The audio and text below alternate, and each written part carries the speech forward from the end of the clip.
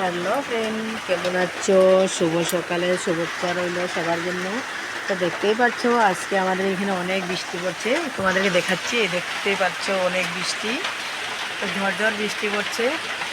তো বৃষ্টির মধ্যে আমি ভাবলাম আজকে কি বানাবো সেটার জন্য। তো দেখতে পাচ্ছ ঠান্ডাও পড়ে গেছে, তো আমি তার জন্য দেখতে পাচ্ছ তিতা কেরালা আলু দিয়ে ভাজা করছি। তিতা কেরালা আলু দিয়ে ভাজা করছি এখানে। তারপর দেখতে পাচ্ছ এখানে ডিমটা আর আলুটা সিদ্ধ করে নেমে রেখেছি আমার দোকানের জন্য সেটা। আর এখানে দেখতে পাচ্ছ আলু আর মটর, এটা আমার সিঙ্গারার জন্য। এখানে দেখতে পাচ্ছ আমি আলু মাছ দিয়ে সবজি রান্না করে নিয়েছি। দেখতে পাচ্ছ আমার সুন্দর হয়েছে সবজিটা। তো এটাই তোমাদেরকে শেয়ার করছি, ঠান্ডার দিনে মাছের ঝোল, তারপরে এদিকে হয়েছে তিতা কেরালা ভাজি। তো তোমাদের কাছে এটাই আমি শেয়ার করব, তোমাদের কেমন লাগে একটু বলবা। আজকে ঠান্ডার দিনের জন্য তিতা কেরালা ভাজিটা অনেক ভালো লাগবে, তার জন্য। আর একটু ঝাল দিয়ে করলে আর একটু ভালো লাগে, তো তার জন্য তোমাদেরকে এটাই আমি শেয়ার করছি। তো এত সময় tata, bye bye. Hello friend, তোমরা কেমন আছো? শুভ সকালকে শুভেচ্ছা রইল। তো আমি আজকে ছোটোমোটো একটা ব্লগ নিয়ে আসলাম, এটা রান্না কিচেন। তোমাদেরকে দেখাচ্ছি, কেমন লাগে একটু বলবা, আর কেমন টেস্ট হয় কেমন কি একটু বলবা, ঠিক আছে?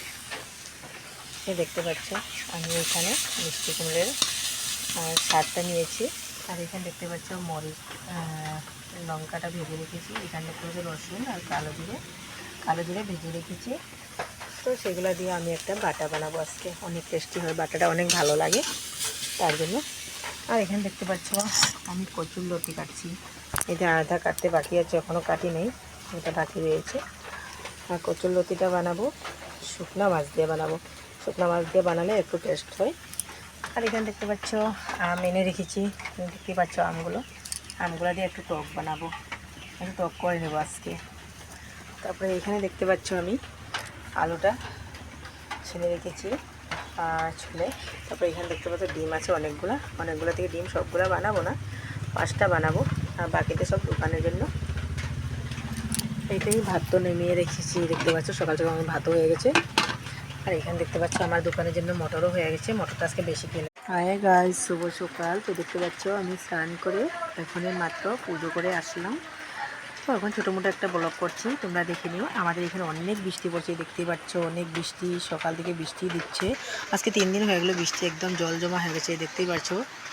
এই যে আমি ঝুম করে দেখাচ্ছি তোমাদেরকে, বৃষ্টির জন্য যেতে পারছি না জলে, দেখতে পাচ্ছ পুরো জল হয়ে গেছে। আমি যেখানে ভিডিও বানাই এই জায়গাটা আমার সেটাই হয়, এই জায়গাটার মধ্যে রেখে আমি ভিডিও বানাই বেশিরভাগ।